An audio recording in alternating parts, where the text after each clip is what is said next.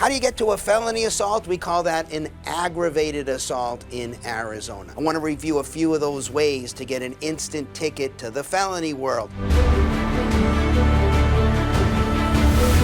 Hey guys, Attorney Marc J. Victor here.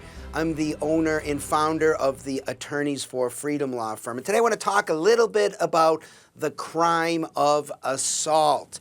This is something people don't generally understand. People come into my office all the time and say things like, hey Mark, I'm charged with assault, but I never touched anybody. This is going to be an easy one.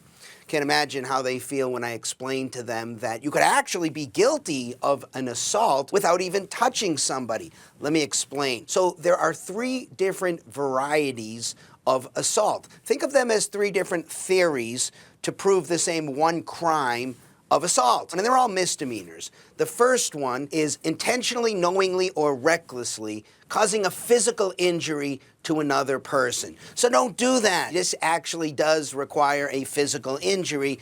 Like I said, you could either intend to cause a physical injury, do something knowing it's going to cause a physical injury to another person, or just be reckless about it, which actually is consciously disregarding a substantial risk that another person is going to be injured. That's number one way to commit assault in the state of Arizona. The second way is intending to put another person in imminent fear of a physical injury.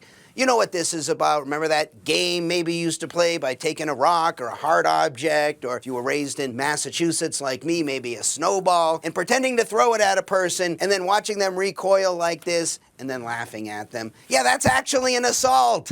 You didn't know that when you did that, did you? Intending to cause another person to be in fear of an imminent physical injury. Notice you never touch the person, and yet that's still an assault in the state of Arizona. The third way is to simply touch another person. You don't actually have to cause a physical injury, but just touch another person with the intent to either injure them or insult them or provoke them into maybe getting into a fight. So in this case, you actually have to touch them, but remember, case law breaks this out in such a way that maybe you just touch their hat, or even if you touch, say, the windshield of their car and they're in the car, that could be considered touching a person as well. Any of those three amount to a misdemeanor assault in the state of Arizona. In a misdemeanor, the worst possible thing that can happen is 6 months jail. So don't do that. How do you get to a felony assault? We call that an aggravated assault in Arizona.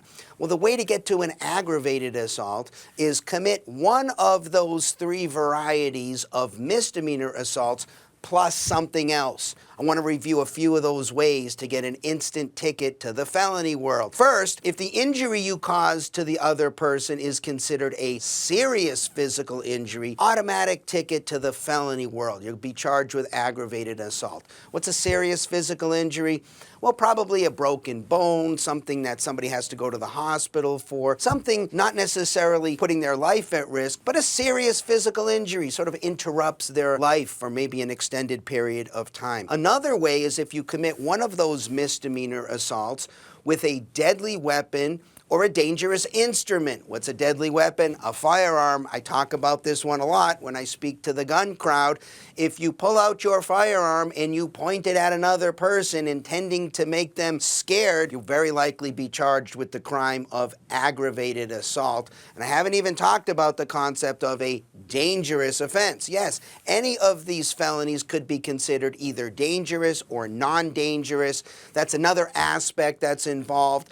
And if you're charged with a dangerous offense, that will definitely increase the punishment. Another way to get to an aggravated assault, a felony assault, is to cause temporary but substantial physical injuries to another person, or to cause a misdemeanor assault to a victim who is restrained or unable to resist at the time. Maybe somebody beat someone up in a bar and they're on the floor recovering. If you kick them on the way out the door, you just committed a felony aggravated assault. Also, if you commit a misdemeanor assault after you entered somebody's home with the intent to commit that assault, automatic ticket to the felony world. This is Arizona law saying, hey, look, it's worse if you do this. If you actually enter somebody's home and intend to assault them, you get an automatic ticket to the felony world. And then if you're an adult and you commit an assault on a minor, somebody under 15 years old, automatic express ticket to the felony aggravated assault world. And then, of course, if you are subject to an order of protection, you're in a domestic violence type of a relationship, and your other sort of former partner now has obtained an order of protection. It could even be a family relationship as well. And you violate that order of protection and you commit what would otherwise have been a misdemeanor assault on that person.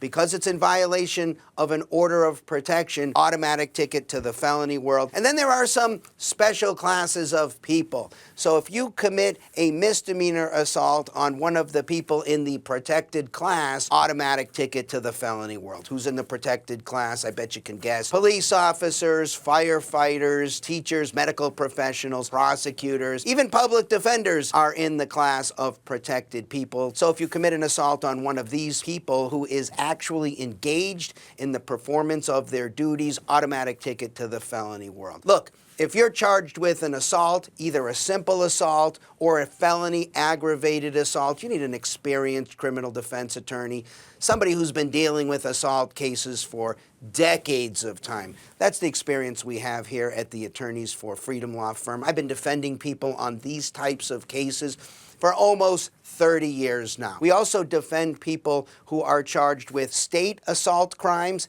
and federal assault crimes. That's right, you can be charged in the federal courts with assault as well. It's a little bit of a different beast in the federal court. Lots of criminal defense attorneys do state cases, but not federal cases. We have decades of experience representing people in these types of crimes in both forms. So if you are charged with an aggravated assault or even a simple assault, give us a call, come on in, schedule a strategy session, put an hour aside. We'll go through your entire case very carefully, give you a full evaluation of everything that you're looking at, what your risk is, possible defenses, how we'd handle the case, maybe some discovery issues, things that need to be preserved immediately. We'd be happy to help you out. So my name is Marc J. Victor. I'm the owner and founder of the Attorneys for Freedom Law Firm. Check us out, attorneysforfreedom.com. And if you're interested in the Attorneys on Retainer program, attorneysonretainer.us. Thanks for listening.